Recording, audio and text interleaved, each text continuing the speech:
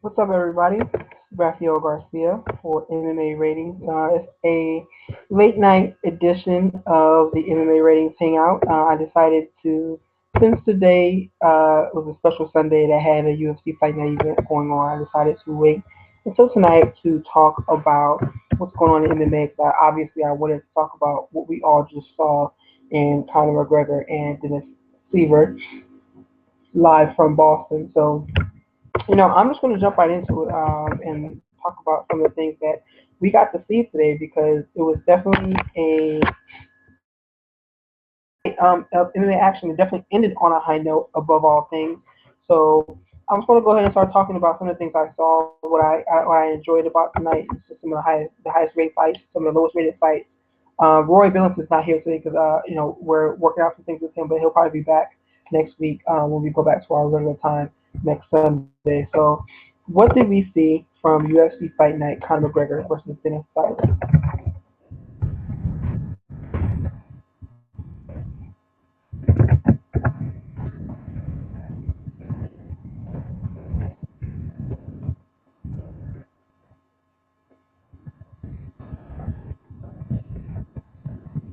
You're gonna have to bear with me because I am going to have to be typing at the same time while I talk. So, of course, I'm obviously going to start with the main event of the evening, and what what else do you need to say? Conor McGregor stopped in the second round at 1 minute 54 seconds. He pulled him out and then finished him with strikes, basically counted him out. But he was winning that fight hands down from start to finish. He was catching Dennis with his left hand a lot, just being very controlling from the very start. He controlled the center of the octagon. He had Dennis circling in the same direction for the whole fight, moving, but not really able to do anything. And he secured the finish in the second round. Even though Dennis did get two takedowns, he wasn't able to hold McGregor down in any shape or form. So we shouldn't really be too surprised with what we see here today. Obviously, McGregor was minus 1,000 and more betting favorite coming into this fight, and we see why with the results. So don't really take a whole lot from that. Obviously, we all know he was a very technical fighter, very skilled fighter. He is very diverse with his strikes. That's kind of why this fight was made. And that's exactly what we got to see. We got to see he didn't show anything really different this time, but he definitely showed just that striking that has been able to finish guys left and right to this point in his UFC run.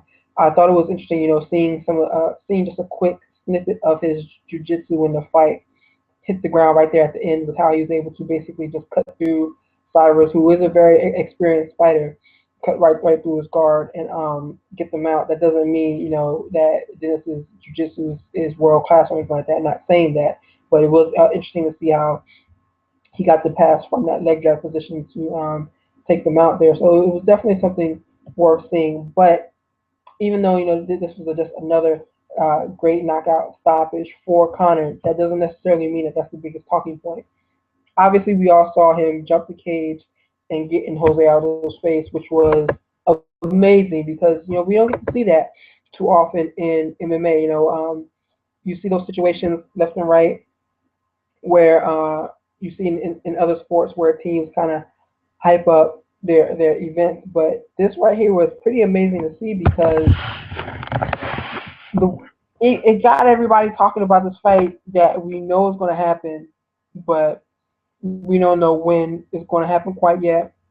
But yeah, this is the fight to make easily. Like clearly, it's already been announced that McGregor is going to be the next man for out of the face. But I've never seen the UFC get a gift wrap of such great promotion coming. They had the Dan Cormier John Jones fight earlier this month, where all of the lead up to the fight had did a very strong job of basically promoting the fight and giving them an opportunity to have a great pay per view. But what made this one so impressive is, like, again, we're in that position where the UFC has an opportunity to have a show that almost kind of basically promotes itself. Conor McGregor has kind of gift wrapped this whole ordeal to the UFC. It's funny, I was having a Twitter conversation with an individual about how to book this fight, and there's conversations back and forth about having it in Dublin or having it in Rio or having it in Vegas. And, obviously all three of those are great options. No matter where they're going to go, it's going to be a big selling event. But I was also thinking of one of the other situations. What about Dallas Stadium? There was talks of Dana White wanting to do George St. Pierre versus Anderson Silva in Dallas Cowboys Stadium a couple years ago, and obviously, we know that fight never occurred. But properly booked on a strong card, this fight can easily. I'm not gonna say easily. This fight could easily be a great event in that venue. Like imagine Aldo McGregor being at the top of a card that features Ronda Rousey defending her title, or Aldo McGregor being the co-main event of John Jones versus Alvin Gustafsson 2, or John Jones Anthony Rumble Johnson.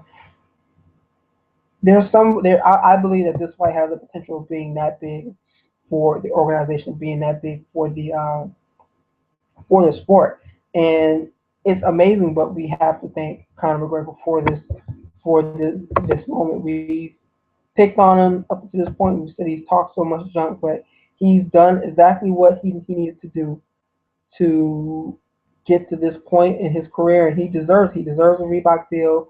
He deserves the big money fight, and he is getting to a point where he's becoming huge. Like he is.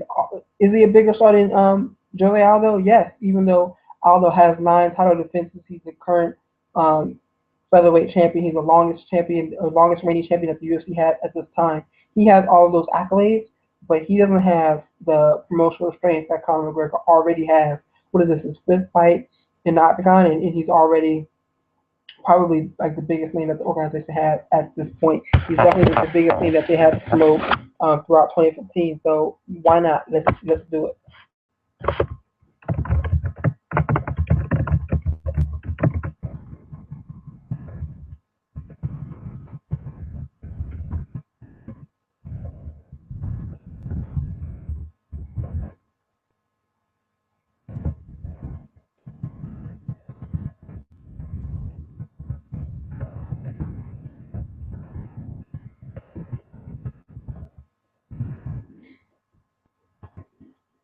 I when I talk with Roy probably next week, we'll probably go into this topic a little bit further and discuss just some of the things that are probably going on with the press conference right now. But this is a pretty big moment for the UFC.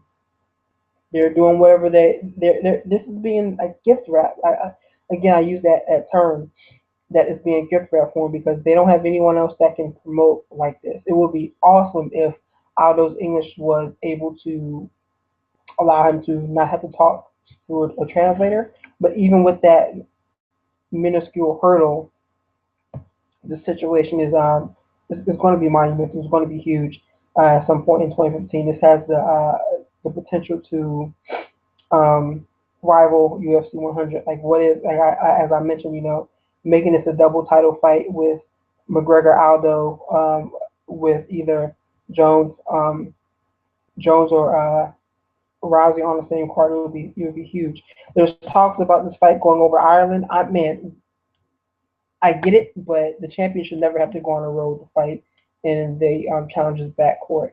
That's just my opinion. Not he should never have to go on the road to fight in the challenger's backyard. The challenger should always come to the champion.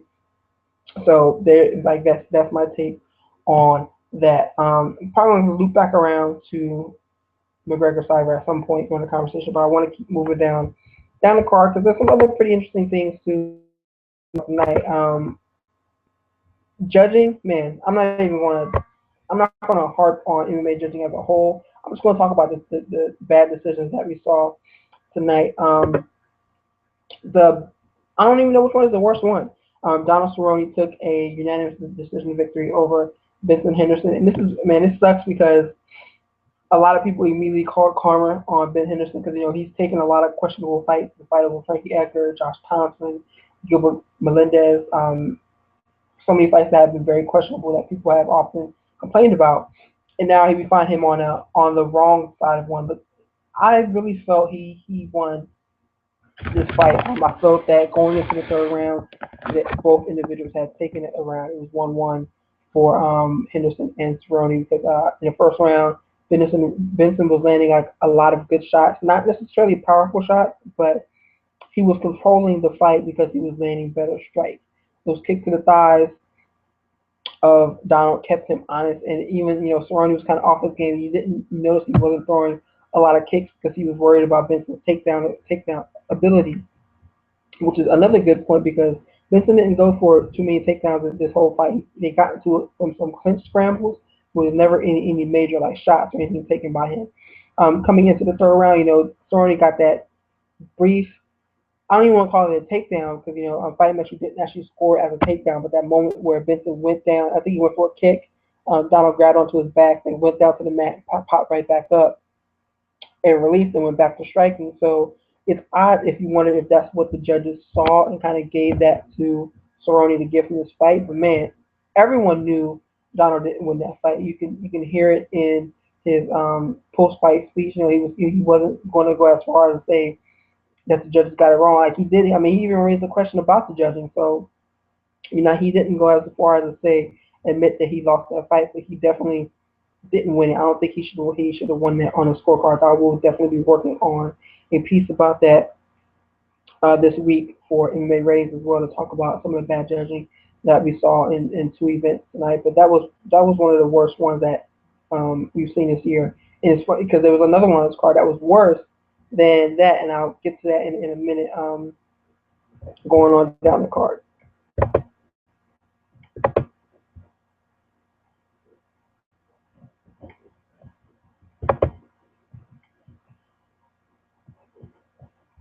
The next the next fight was Uriah Hall and Ron Stallings?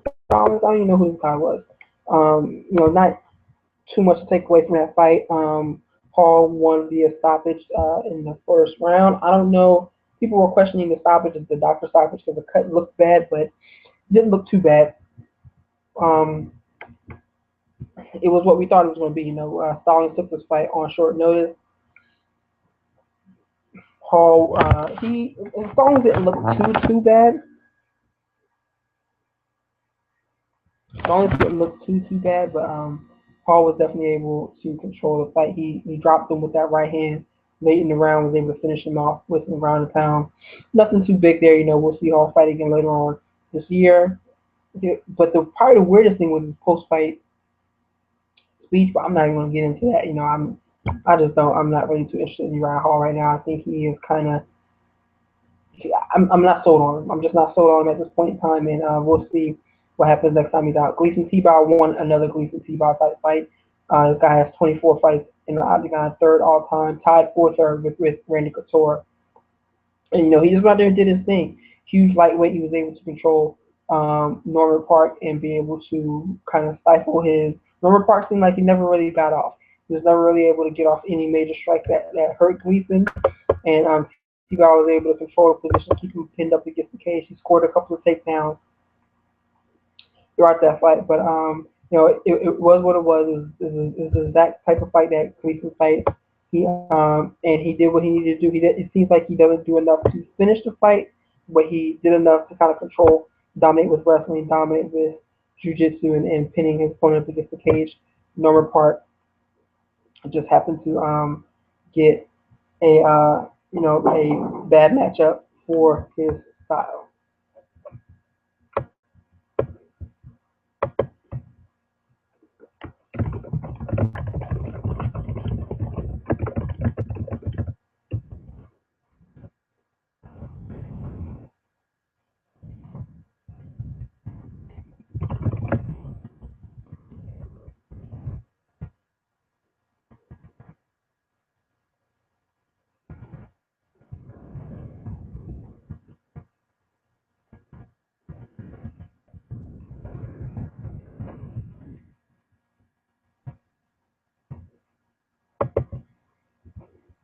So what does that bring me to next? This brings me to perhaps the worst decision. Diego Sanchez Ross Pearson is probably the worst decision in MMA history, or at least in UFC history. Cathal Pendred over Sean Spencer is probably number two. Definitely close up there. Ross Pearson's been screwed over before. This one's definitely pretty bad. I don't understand what the judges saw. Two judges scored a 30-27 for Pendred, even though he got rocked very badly in the first round and he was on skates throughout that whole round trying to stay afloat. The second round was probably close. Um, and I'm going to look back at the stats later and see how they can maybe could have given that fight to him. But man, Spencer won his fight. Every media outlet that covered it basically looked at that result as a screw job and questioned it from start to finish. I just don't know. I joke, man. Boston is Boston. They need to do something about these commissions. I mean, this isn't new. This is not new. We talked about this over and over again, and like we see bad situations like this, and for um we feel for the situation. Like I don't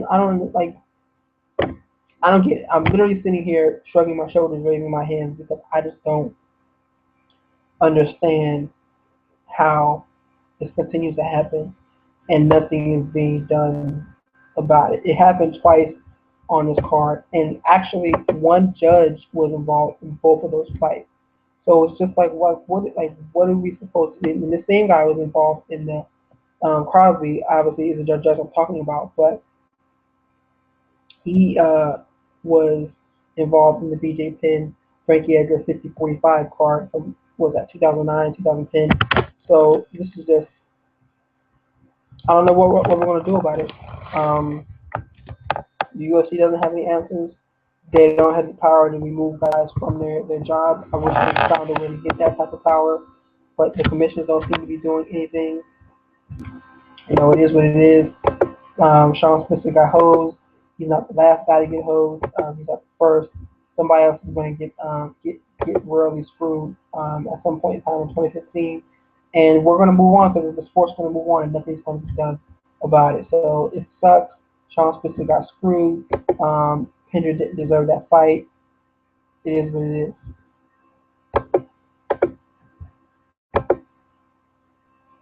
Lawrence Locken was a good point from tonight's action as well too. He definitely clipped John Howard very violently in his fight. He looked good at 170. He didn't. Joe Rogan was talking about him looking at the way he was looking sucked down yesterday during the weigh-in, but he looked like he was moving well. He was active throughout the fight, very clean, and I love the 1-2. I love the jab he was working that we saw against John Howard. He was going to move and exchange. There was good head movement by both fighters in the fight. So I liked what I saw. I'm looking forward to seeing more of him. Remember, he has the win over the current welterweight champion in Robbie Lawler. So you never know. This may be like a good turnaround point for him. It's funny somebody called him the reverse Anthony Rumble Johnson because Johnson went from welterweight to heavyweight. Well, if you didn't know, Lorenz Larkin once fought at heavyweight, cutaweight, and now he's fighting at 170. So yeah, he is the worst.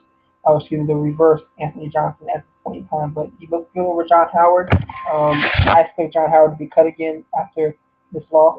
I'm glad to see Lorenz looking good and being able to reestablish his career. Continue going from there.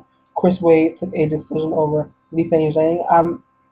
I'm gonna I may write about this as well too, but man, this was a tough fight for Li Peng in any way, shape, or form because Chris Wade is very dynamic, very good moving into the UFC, and this is one of those wrestling type fights that always seem to hamper Asian fighters in their early part of their UFC career. Like you always see these guys struggle with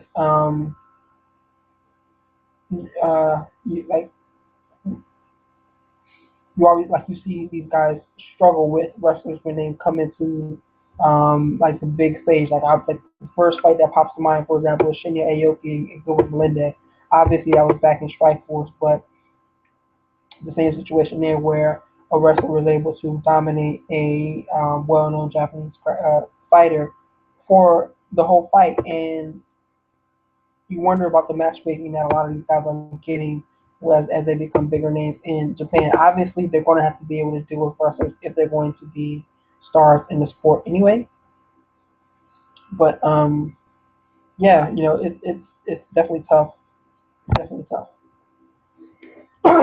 Excuse me.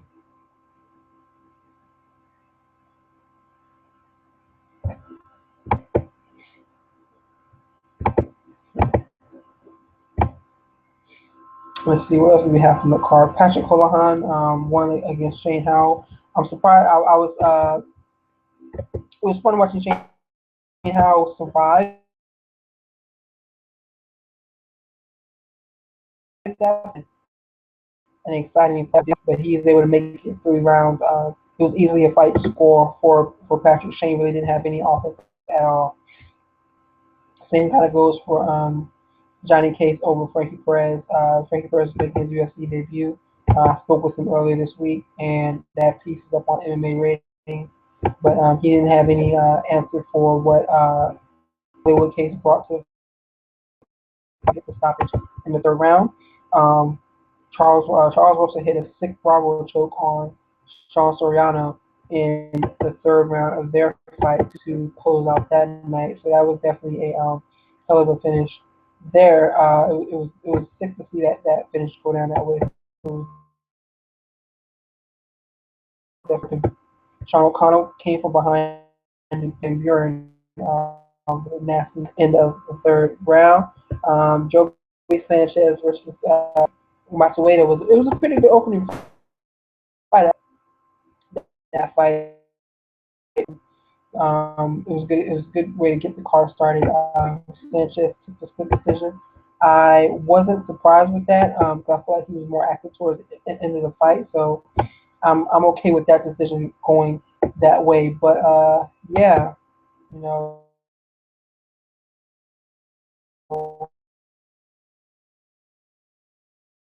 there's so much.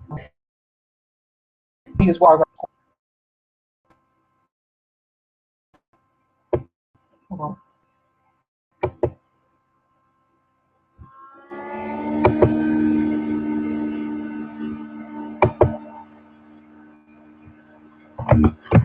Hold on 1 second.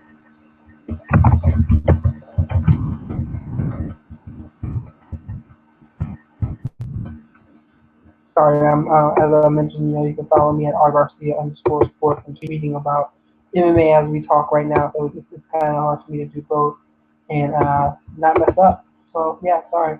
Again, this is a late night version of the MMA Ratings Podcast. This may be something that I start to do more often. Just coming on talking about the card scene. How I also work at Fight Metrics, so I have to cover some events there. So I get to see a lot of action, and maybe talking about it late night will help kind of continue the conversation that we do get to have about the sport. So what else did we see from? That's basically everything that we saw. I was looking at some news that's coming out of the post. I just saw a tweet from some writers that's saying that they're looking for McGregor Aldo to go down in May, and I also saw it being put as a UFC 180. I'm not sure if that's correct because that's the same card that Anthony Pettis and Rafael Dos Anjos and Carla Esparza and is defending her title. So we'll see what's going on. 1 second, we'll see what's going on there.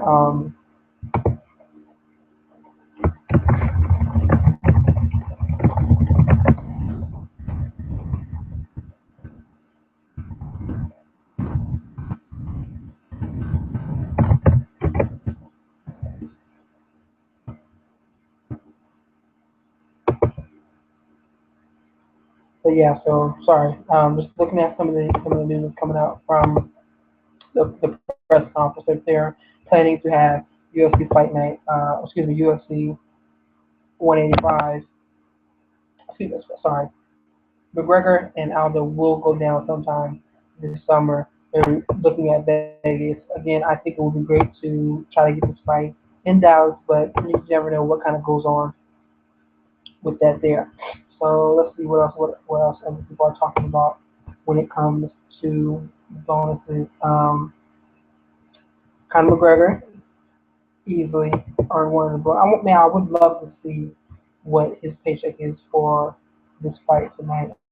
Behind with the Reebok deal he just signed, obviously he's getting a huge cut. I'm looking forward to seeing what the commission numbers are if that information is released. But he got a 50K performance bonus. Let's see who else. Lawrence Larkin and Sean O'Connell and Matt Van Buren also took home 50K tonight. So everybody getting some. Those four guys are getting a little bit extra money, which is always a good thing, I'm sure. A couple other bonuses, but it's funny. One of Connor's quotes from the press conference that he jumped the cage because he saw Aldo's skinny Brazilian head. That he didn't want to touch him because he didn't want to lose money. Pretty funny there. Pretty funny comment there. So man, this is pretty interesting, man. There's so many different storylines. And another big story that came out tonight is Ricardo Lamas and Chad Mendez are fighting on the April 4th card, which is going to be near me, actually, in Fairfax, Virginia. UFC just refuses to come back to Washington, D.C., which sucks, but they're going to be in Virginia. Maybe I'll make it out to that card, get to do some on-site coverage. Let's see right now. Yeah, I mean, I could talk about the Bellator and World Series fighting cards. The only thing of value, a couple of things actually of value. One, Patricio Freire. I don't know if you heard his interview on Sherdog this week, but he was going off about Conor McGregor as well, about him being ranked over him, and he had a tough fight with Daniel Strauss um, on Friday, and Freire was able to get the win with a submission in the fourth round, I believe it was. But yeah, that was definitely a big win. Probably that was the most important featherweight fight of the weekend. Don't get it twisted, just because that was a big fight between two guys who could easily compete in the UFC. I think Freire is probably one of the best fighters outside of the UFC. I would love to see him in the organization's featherweight division because he hits with power all the time, and he hits with power all the time, and he also has great jiu-jitsu as well. So that's something that is worth noting. I would love to see that guy get his chance to be called up, but never. I doubt that will ever happen. He signed a deal with Tor, another big. Jake Shields got a win over Brian Foster on Saturday in World Series of Fighting 17 via neck crank in the first round. So that's kind of like the biggest news bits that came out of MMA outside of the octagon, outside of the UFC's octagon. Bubba Jenkins actually as well. He was kind of a big prospect, but he took his second loss when he fought Georgia Karakanian on Friday at Bellator. He was choked out in I think it was the first round. He went from double leg guillotine. Always the classic way of dealing with a wrestler's double leg attempt when he got choked and he didn't get a chance to tap out. He just went out. So that's a tough loss for him as a prospect. But Georgie is definitely getting a title shot after that win. That's an interesting fight to see. I will probably watch that one as well too. I'm always interested when Will Brooks fights Patricio Freire, Eduardo Dantas. I love seeing those guys fight because I feel like they could actually compete in the UFC if they were ever given the opportunity.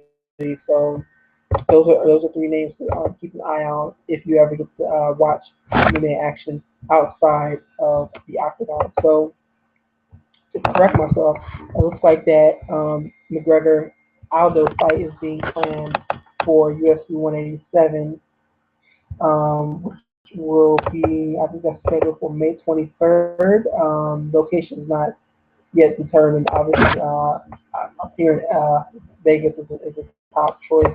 So that we're just a little more than 4 months away and counting Between probably one of the biggest fight of 2015 at this point in time, the biggest planned fight of 2014, 2015 at this time. Let's hope Aldo can stay healthy.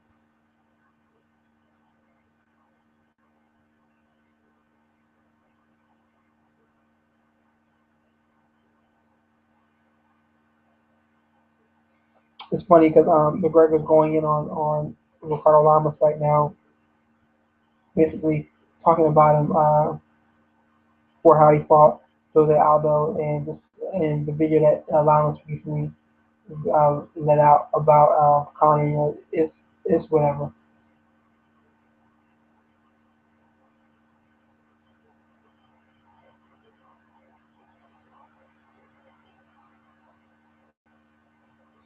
Let's see what else is coming out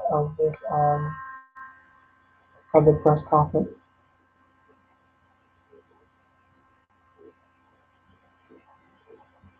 Mm, Not really saying anything right now. Let's see. In looking forward, we have to actually have another UFC fight night scheduled for this weekend. We are going to travel over to Sweden for Anthony Rumble Johnson. That's this that part I'm looking forward to seeing. Obviously, you have Dustin Johnson at the top of the card.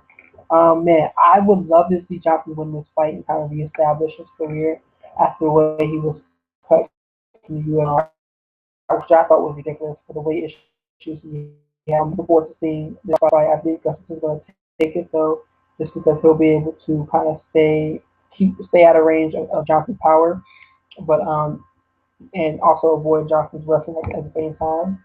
We have Gegard Mousasi and Dan Henderson. I'm going to go with Gegard in that fight, Greg. I think he'll be able to avoid Henderson's power, and I think Henderson's definitely on the downward path. Phil Davis and Ryan Bader. Remember the fight kind of been. I was talking about this today. I want to see him get over the hump, but not sure that will ever happen. But he's 18-4. He doesn't have a bad record, but he just can never win the big one.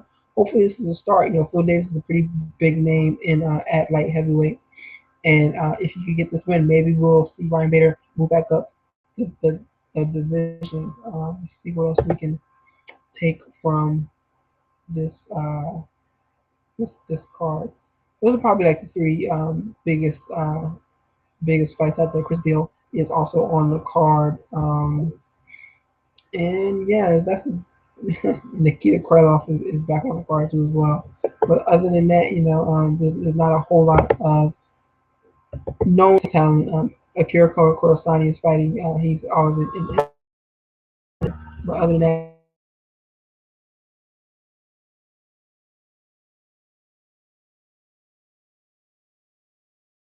he fights the probably like the biggest king.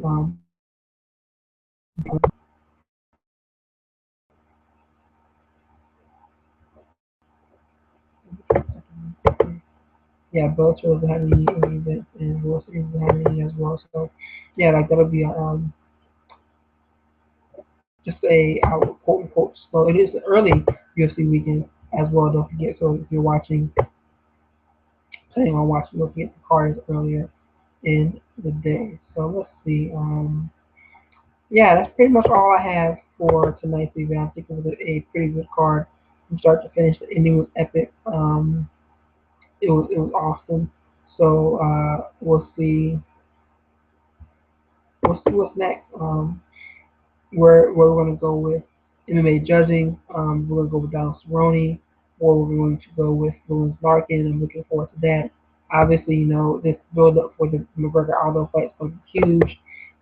There's so much. Those are probably like the top three stories I think that will be coming out of UFC Fight Night, McGregor versus Cyber, in Boston. Yeah, so again, this is Raphael Garcia. Thank you for taking the time to listen to me tonight. You can follow me at @rgarcia_sports, where I'm talking MMA, NFL, and mainly NBA and anything else sports wise. You can hear my ramblings and rantings when I'm out partying as well too. Sorry for that. But you can follow Roy Billington. He talks about a lot of good MMA going on in Europe and other parts of the world that you may not really know about. Adam Martin, who definitely covers a lot of MMA, he's a pretty big name. Nathan McCarter, Michael Ford, and also you can follow MMA Ratings Net on Twitter, Instagram. Catch us on Facebook. We got a Facebook page as well. Or you can always go to the website www.mmaratings.net and rate the fights. Let the world know how great you thought this fight was, or how piss poor you, or let the world know how great you thought Conor McGregor and Jimmy Cyber was, or let the world know how horrible you thought the Dolph Hendricks Sean Spencer fight was. So again, this is Raphael Garcia. Thank you for listening to me, and enjoy your Monday off if you're off, and if not, go to work. We're glad you're getting a paycheck. Have a great week, guys.